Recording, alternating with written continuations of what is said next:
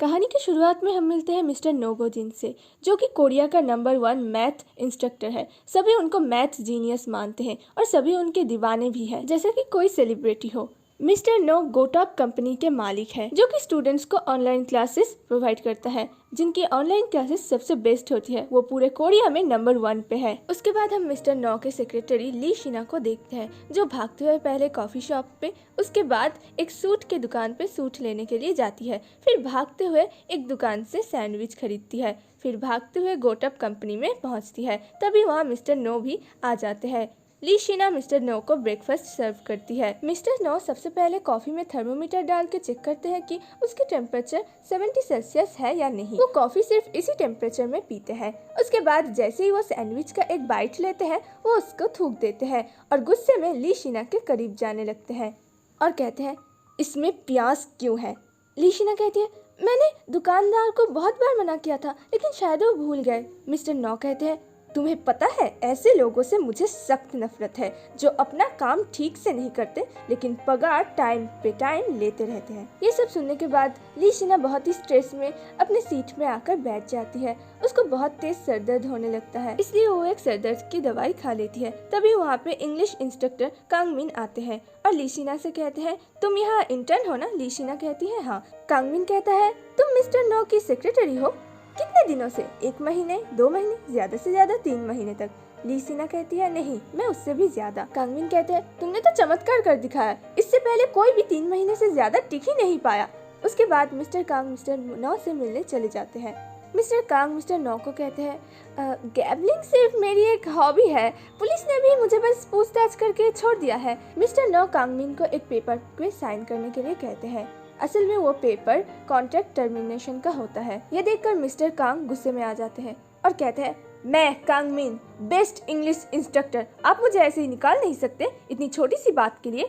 Mister no कहते हैं, तुमको क्या लगता है मैं तुम्हें गैम्बलिंग की वजह से निकाल रहा हूँ? नहीं, जब तक तुम इस कंपनी के लिए पैसे कमा रहे हो तब तक तुम अगर मर्डर भी कर दो ना, फिर भी मैं तुम्हें नहीं निकालूंगा। मिस्टर कांग कहते हैं, ओह अच्छा, लेकिन पहले मैंने इस कंपनी के लिए बहुत सारा पैसा कमाया है, लेकिन अब जब मैं थोड़ा सा डाउन चल रहा हूँ तो तुम मुझे इस तरीके से निकाल दोगे? मिस्टर नो कहते हैं, ये दुनिया ऐसे ही चलती है। मिस्टर कांग गुस्से में वहाँ तोड़फोड़ करने लगते हैं। तभी सिक्योरिटी आके उन्हें बाहर निकाल देते हैं। उसके बाद मिस्टर नो सभी इंस्ट्रक्टर के साथ एक मीटिंग करते हैं और सभी से बहुत ही रूड तरीके से बात करते हैं और कहते हैं, जो भी कंपनी के लिए प्रॉफिट नहीं ला पाएगा उसे इसी तरह निकाल दिया जाएगा। उसके बाद मिस्टर नो से डेप्यूटी सीईओ ओसेगी मिलने आते हैं। ओसेगी मिस्टर नो के बहुत अच्छे दोस्त भी होते हैं। मिस्टर नो ओसेगी को कहते हैं, तुम मुझे सर कहना बंद करो। ओसेगी कहते हैं, अभी हम काम पर हैं। फिर मिस्टर नो कहते हैं, आज रात अगर तुम फ्री हो तो हम साथ में डिनर पे चले। ओसेगी कहता है कि आज मेरा कुछ इम्पोर्टेंट काम है।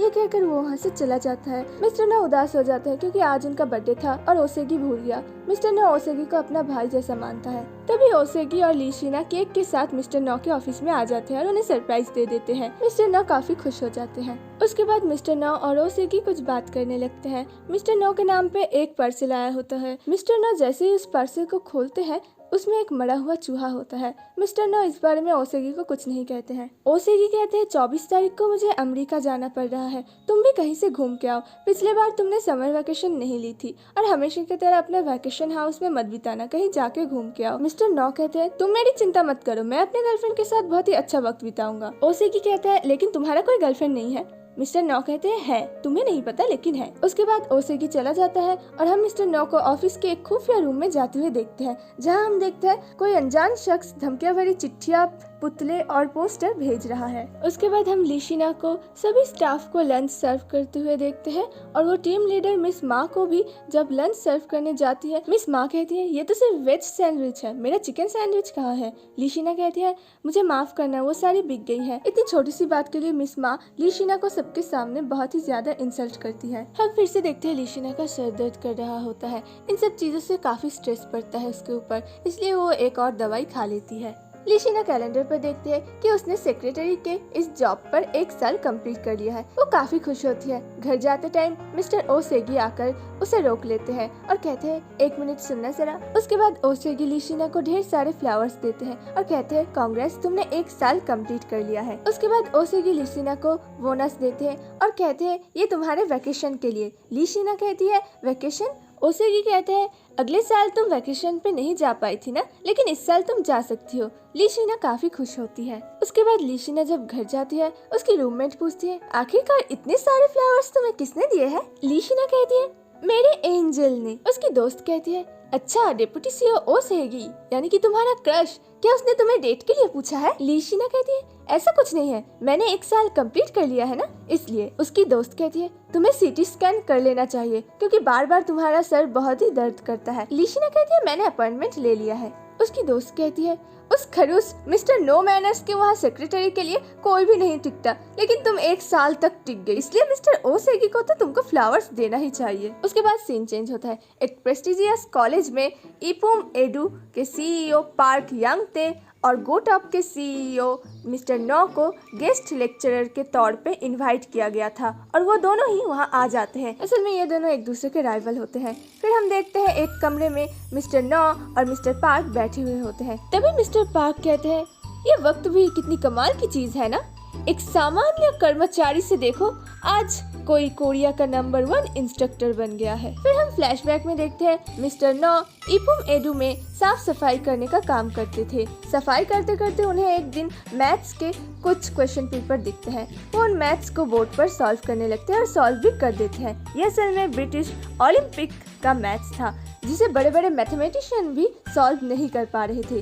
लेकिन मिस्टर नो ने 1 ही मिनट में सॉल्व कर दिया था। तभी वहाँ पर मिस्टर पार्क आ जाते हैं और कहते हैं ये मैथ तुमने सॉल्व किया? मिस्टर नो कहते हैं हाँ मैंने किया, ये तो काफी आसान है। उसके बाद सीन प्रेजेंट में आता है। मिस्टर नो मिस्टर पार्क को कहते हैं हाँ मैं तो आपका शुक्रगुजार हूँ, आप मेरे जैसे एक सामान्य कर्मचारी के बहुत मदद किए हैं। फिर वो अचानक से उठ के मिस्टर पार्क के बदन पे कुछ सर्च करने लगे। मिस्टर पार्क चौंक जाते हैं और कहते हैं ये तुम क्या कर रही हो? मिस्टर नो कहते हैं मुझे लगा आप शायद हेवन से कोई फॉलिंग एंजल है, इसलिए देख रहा था पीछे कहीं पंख तो नहीं लगे हुए हैं। फिर हम देखते हैं मिस माँ कुछ इम्पोर्टेंट डेटा फाइल ढूंढ रही होती है जो कि उन्हें कहीं भी नहीं मिलता, जो कि इस लेक्चर में काफी इम्पोर्टेंट और मेन चीज है।